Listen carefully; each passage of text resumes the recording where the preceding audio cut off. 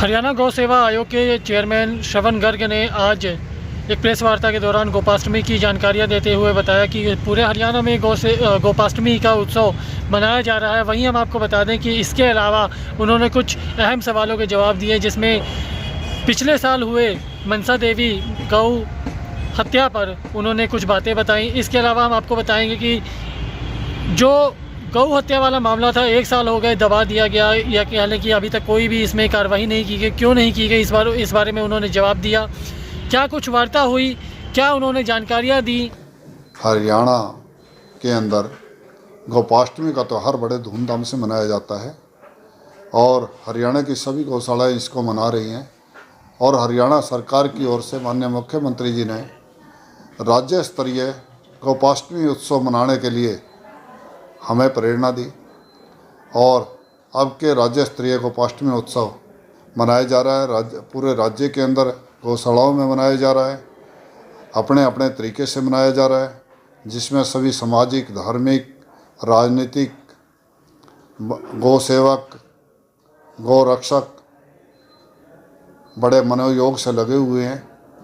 इसी प्रकार से पिंजौर के अंदर कामधेनु गौशाला के अंदर हरियाणा गौ सेवा आयोग द्वारा स्थापित गौवंश अनुसंधान केंद्र, उसके अनुसंधान केंद्र में माननीय मुख्यमंत्री जी 11 नवंबर को सायं 3 बजे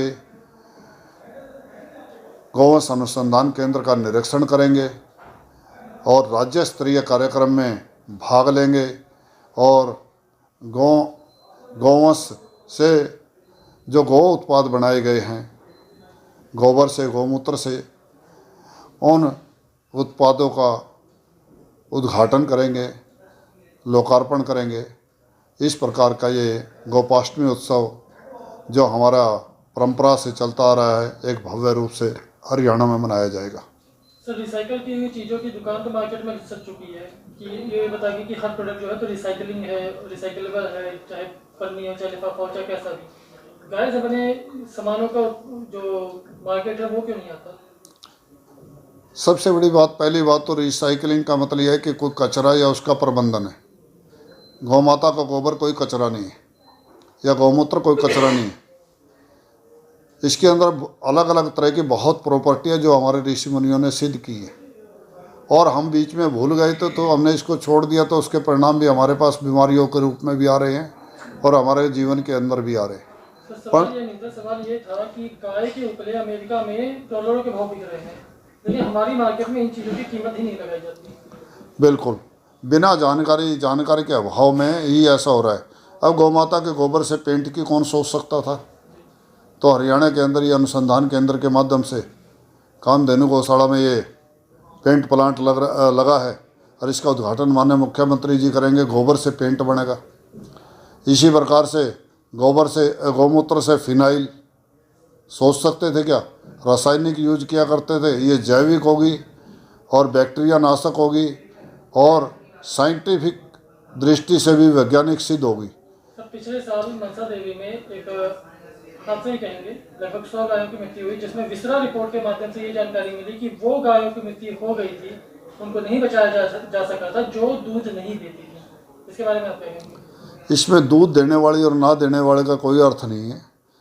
वहाँ की रिपोर्ट में जो था कि जो चारा खेत में से आता था, उस चारे के अंदर कई बार हो जाता है कि भाई पॉइजनिंग का कुछ अंश या किसी तरह का कोई कारण, जो भी कारण बना, उस कारण के कारण वो मृत्यु हुई थी।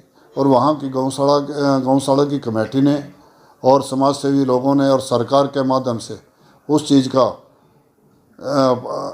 चीज़ पे संज्ञान में लिया और आगे से ऐसी दुर्घटना ना हो उसके लिए आगे की योजनाएं बनाई, इंस्ट्रक्शन दिए। तो आपने कहा संज्ञान लिया, संज्ञान के मामले में अभी तक उस पर कोई कार्रवाई नहीं बिठाई गई है। बावजूद उसके अगर इंस्ट्रक्शन की बात करें तो हाँ, आगे से ऐसा ना हो ये चीज़ें तो अपनाई जा रही है, लेकिन वैसा क्यों हुआ ये चीज़ अभी तक नहीं बताई गई है। उसके अंदर सीधी स्पष्ट बात है कि जब गौशाला में कोई दुर्घटना हो गई या कहीं भी समाज में हो सकती है, ये नहीं है कि गौशाला में होती है, हमारे समाज जीवन में भी होती है। अब हो गई है, उसी से नॉलेज लेके आगे ना हो ऐसा ही प्रयास करना चाहिए। और उसकी एक कमेटी बनी थी, उस कमेटी के रिपोर्ट के आधार पे ही मैं बात कर रहा हूँ, और वो सरकार की कमेटी थी, और उस कमेटी की रिपोर्ट के आधार पे और आगे से उस पर बात यह है कि ऐसी योजनाएं बनी कि बात यह है कि वो आगे ना हो। आज को इस बात की जानकारी कम हो गई है कि गऊ को क्या खिलाना चाहिए, क्या नहीं खिलाना चाहिए। उसमें कुछ पॉइंट्स हैं, कुछ बिंदु तो ये है, मैं आपके ध्यान में दिलवा रहा हूँ कि एक चीनी, एक मैदा और एक तला हुआ सामान ये गऊ को कभी नहीं डालना चाहिए। क्या ये इंस्ट्रक्शन किसी भी गौशाला के बाहर लिखने या पढ़ने को मिलती है? बहुत सारी गौशालाओं ने लिख रखा है। तो मनसा देवी के बाहर नहीं लगा? हाँ, वहाँ पहले नहीं था, अब उन्होंने एक नई व्यवस्था कर दी है कि जो भी श्रद्धालु कोई सामान गऊ के लिए लाएगा वो बाहर ही रखा जाएगा और जांच परख करके गऊ को डालने योग्य सामान ही गऊ को खिलाया जाएगा। सर, सरकार द्वारा करीबन 36 लाख रुपए साल का एक राशि जो है तो निकाली गई है। सुदर्शनपुर की बात करें, किसी गौशाला की बात करें, तो जो इंटरनल वहाँ के दूध या डेयरी प्रोडक्ट है वो बेच के अगर पैसा आ रहा है तो इस चीज़ की जरूरत क्यों? और अगर नहीं आ रहा है और आपको सरकारी राशि ही चाहिए तो वो डेयरी प्रोडक्ट जाता कहाँ है? डेयरी प्रोडक्ट कहाँ जाता है? डेयरी प्रोडक्ट वो जो है, हम इसी लाइन पर काम कर रहे हैं कि गौशालाओं को आत्मनिर्भर बनाना है। जब गौशालाएं ये सब उत्पाद बनाने लग जाएंगी, वो आत्मनिर्भर हो जाएंगी, फिर जो है सरकार के या समाज के किसी भी पैसे की गौशालाओं को आवश्यकता नहीं रहेगी। सड़कों से गाय नहीं उठ रही हैं, गाय उठ रही हैं तो फिर नंदी बैल घूम रहे हैं। उसके बावजूद ये कहा जाता है कि नंदी बैल का हम उद्घाटन करेंगे तब जाके यहाँ से सांड हटेंगे। आज से लगभग 8 महीने पहले से नागा पुल के ऊपर ही सुबह 4 बजे एक इकलौते लड़की की मृत्यु हो जाती है क्योंकि सड़क पे गाय बैठी हुई। इसके बारे में क्या कहेंगे? ऐसा है कि गाय छोड़ने वाले लोग अधिक हैं, व्यवस्था करने वाली गौशालाएं केवल 680 हैं। सर, गौशाला के नाम पर 4 गाय खड़ी करके गौशाला का कागजी कार्रवाई खाना पूर्ति करके लोग पैसा जमा कर रहे हैं, उसके बाद गाय को सड़कों पर छोड़ रहे हैं। ऐसा कोई भी उदाहरण आप हमारे सामने लाइए, हम तुरंत कार्रवाई करेंगे। अभी तक हमारे यहाँ उन्हीं गौशालाओं को रजिस्टर्ड किया जाता है जो सारे नियम और कायदे पूर्ण करती है। आगे से अगर सर इंस्ट्रक्शन की जैसे हम बात कर रहे थे, जो आपने बताया कि ये चीज़ें नहीं होनी चाहिए, इस चीज़ के लिए क्या आप लोगों के माध्यम से कोई कार्यक्रम, कोई सिखाने या पढ़ाने वाली कोई चीज़ें आप लोग क्या आगे किसी को ट्रेन करते हैं? जी, हमारे समय समय पर प्रशिक्षण शिविर लगते रहते हैं।